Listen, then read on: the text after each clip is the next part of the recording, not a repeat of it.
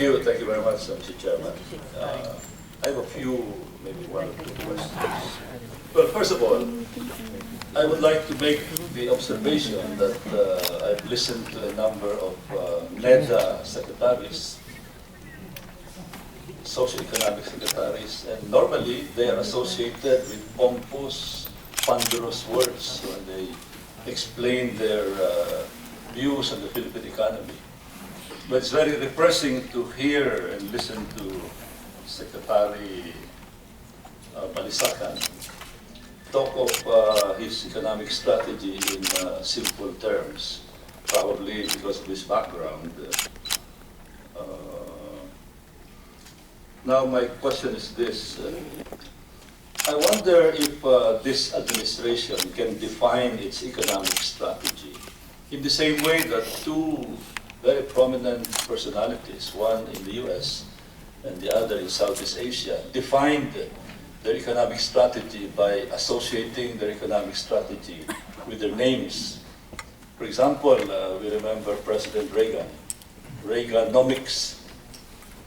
This was in 1980. He was talking of reducing federal spending, federal budget, reducing federal taxes, capital gains tax, etc., etc. They call it supply-side economics.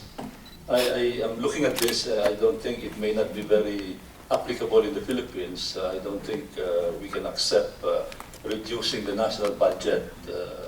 That might become counterproductive.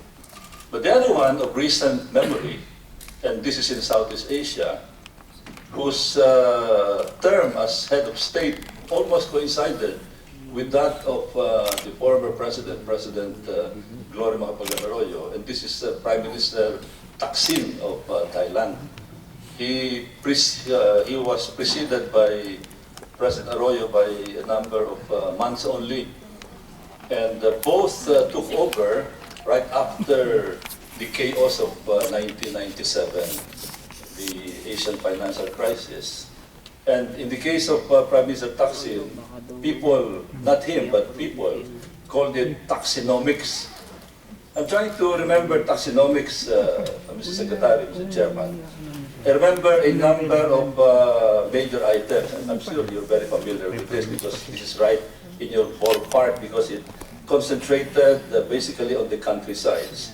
One is by extending more loans to farmers. And in fact, even applying a 4-year moratorium on loans to farmers and reducing the interest rates. That's first. The second one is auto. We adopted that in the Philippines. But this was called one tambon, one product. We call it now, I think, one town, one product in the Philippines. And the third one is by providing microfinancing to villages. I remember I had the good fortune of listening to the briefing by Prime Minister Thaksin when he visited the Philippines in 2003, I think.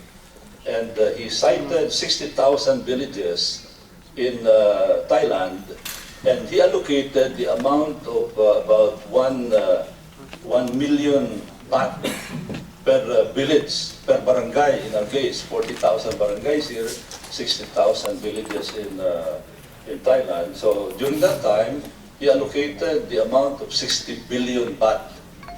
In current money, Philippines, it's about 2 million pesos per barangay. Small barangay, not the barangays that we have in Metro Manila, but the barangays that we normally are familiar with in the provinces. So 2 million is quite a big amount of money for micro financing.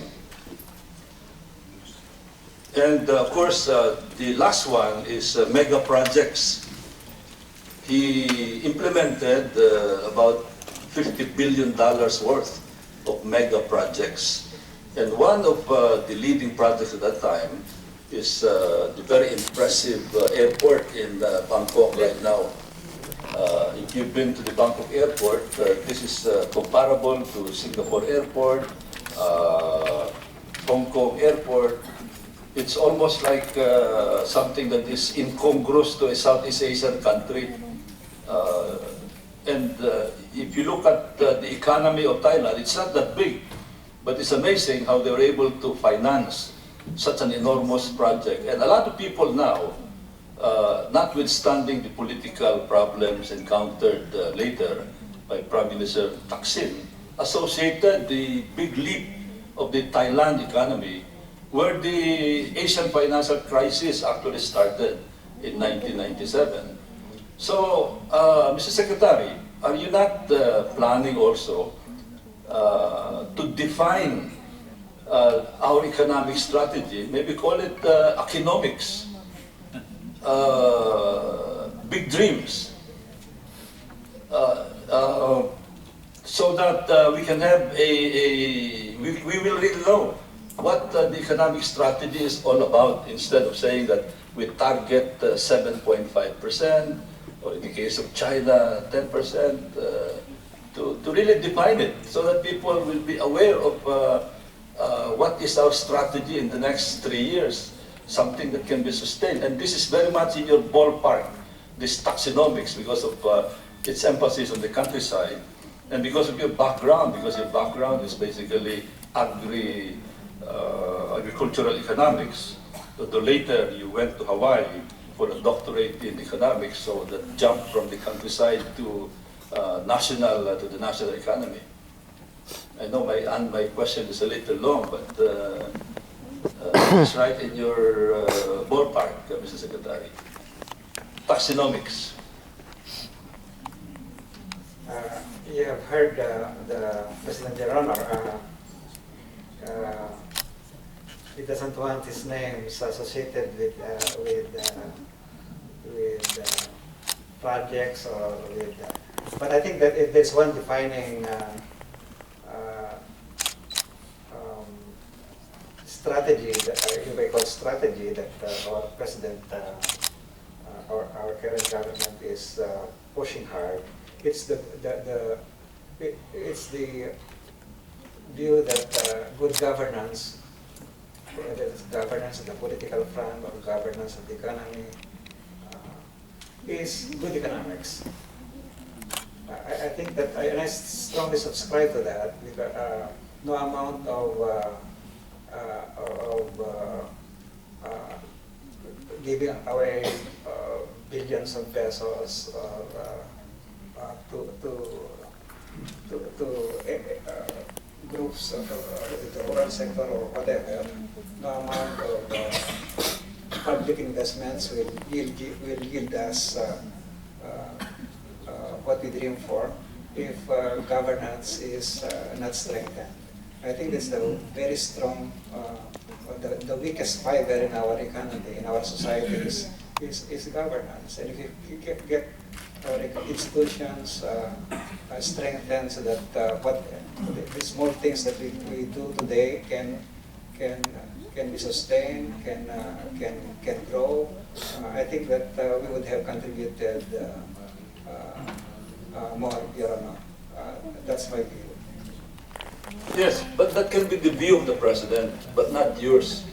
You are the Economic Secretary. The Economic Secretary does not prescribe good governance. I don't think that is how NEDA should define its program. That is a minimum requirement, but that is not the requirement. Just like in any endeavor, for example, there is a certain basic that is a very important ingredient to success. But that's not going to be all. You cannot say for an army to win, discipline, but it has to have strategy and tactics. Economic strategy, you need good governance, of course, because that will reduce the leakages in the implementation of the program, the wastage. But still, there must be a strategy. There must be one defining goal, like the Petronas Towers, for example, in Malaysia, that inspires everybody. In the case of Korea, when they aspired to host the 1988 Olympics, 16 years after they started their development program in 1972, during which time we were even a little ahead of Korea. in 1972 during the time of President Park. But in just 16 years, they were able to host something big, something world-class like the Olympics, which if you translate in terms of infrastructure, was quite a big undertaking. It was a big leap. Same with the 1960 Olympics of Tokyo, of Japan.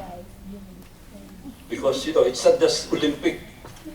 You know, to be able to host the Olympics, you need infrastructures, you need services. So what is the big goal that one can associate with a Balisacan-inspired economic strategy? For research, it's going back to the basics of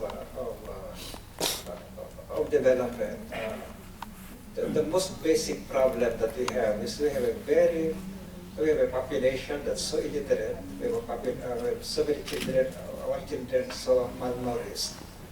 Access to those basic services in education and health is so difficult among the large majority of our population.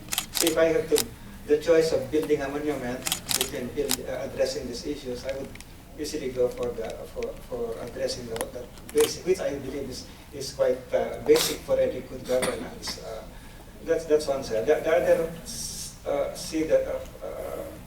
You do not subscribe to a show window, for example. I do not, sir. I do not. About the airport.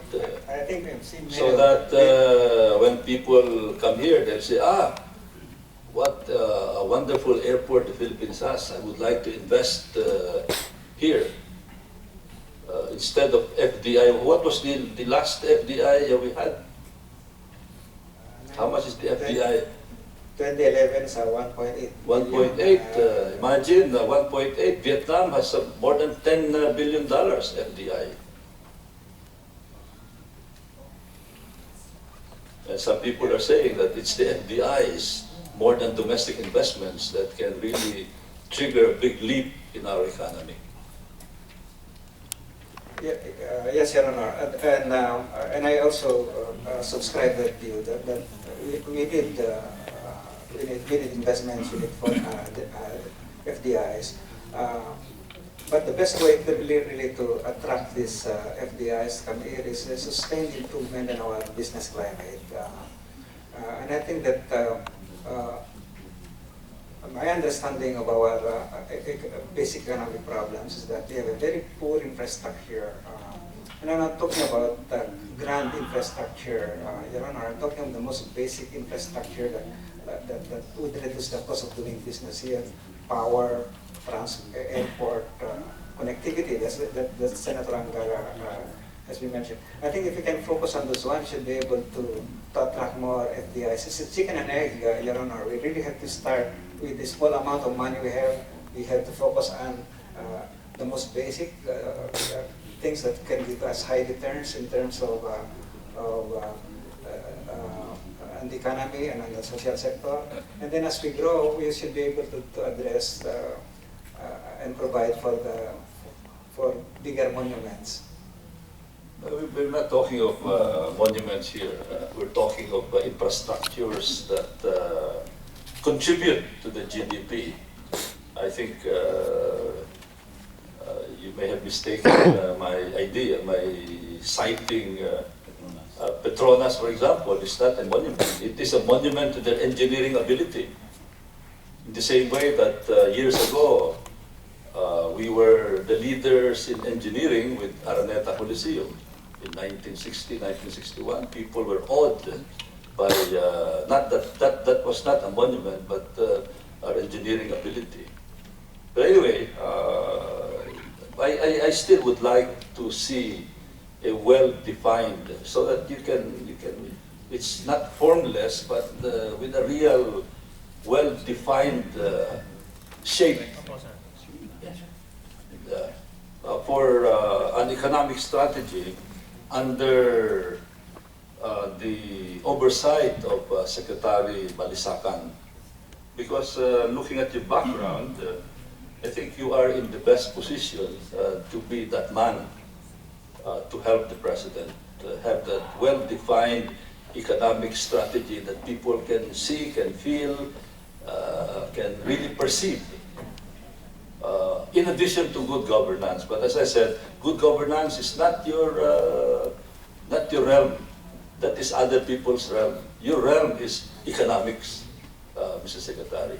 Well, having said that, I'd like to thank you for your answers. And later, well, at this stage, I would like to say that the screening has been done for us by other institutions to say that Secretary Balisacan is well qualified.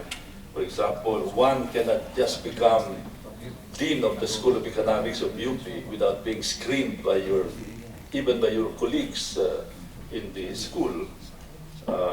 AIM, National Academy of Science, which makes you someone who can combine economics with science and technology and a grasp of how it is to live and grow in the countryside, to understand that it cannot just be in Metro Manila, but we have to attend to provinces like Aurora and Romblon and Ilocos Sur, Sorsogon, etc., etc. So, Mr. Chairman, I would like to fully support the approval of the confirmation of the good secretary. Thank you very much. Before that, I'd like to acknowledge and thank Senator Soto for joining us this morning. As a rejoinder, I understand that Senator Angara wants to interject more questions. No, not question, but